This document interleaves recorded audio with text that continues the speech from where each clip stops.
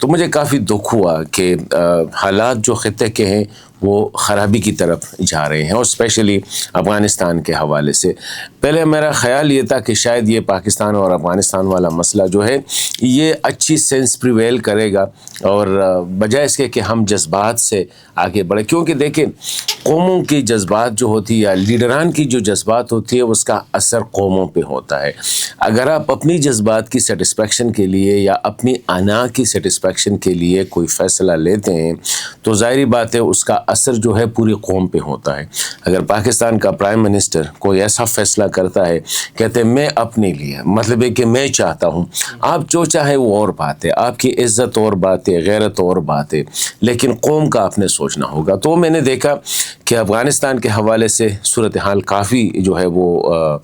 خراب ہو چکی ہے، اسپیشلی جب یہ تاجکستان والا واقعہ ہوا، ایک نہیں دو دفعہ ہوئے، اور اس میں انفارچونیٹلی وہاں پہ بھی چائنیز جو ہے اس کو ٹارگٹ کیا گیا ہے، مطلب ہے کہ 5 چائنیز جو ہے وہ ٹارگٹ ہوئے، اور وہ بدخشاں جو صوبہ ہے افغانستان کا، اس سے جو ان کا کوپٹر ہے وہ اڑ کے وہاں پہ چائنیز جو کام کر رہے تھے اس کو نشانہ بنایا گیا ہے۔ ایک تو یہ خبر آئی تو میرے لیے بڑا تشویشناک تھا،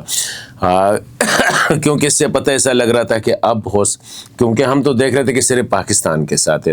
اب تاجکستان بھی کافی، اور تاجکستان پہ حملہ جو ہے، دیکھیں تاجکستان، ابھی آپ نے ایک خبر پڑھی ہوگی کہ اب روسی افواج جو ہے وہ تاجکستان افغانستان بارڈر پہ ڈپلائی ہوگی۔ یہ کیونکہ تاجکستان، روس، کرغزستان اور بیلاروس وغیرہ تھے 5 ممالک، آرمینیا 6 ممالک ہیں جن کے درمیان ایک معاہدہ ہے جس کو CSTO، یہ ہے میرے خیال میں کامن سیکیورٹی ٹریٹی آرگنائزیشن ہے۔ یہ مطلب ہے کہ مشترکہ ان کی سیکیورٹی، کہ اگر ایک ملک پہ حملہ ہوگا تو وہ سب پہ حملہ تصور ہوگا۔ اب یہ جو تاجکستان پہ حملہ تصور کیا جا رہا ہے، تو نہ صرف یہ کہ روسی افواج بلکہ ویپنز بھی افغانستان بارڈر پہ وہ یہاں پہ شفٹ کر رہے ہیں، تو یہ ایک ہے۔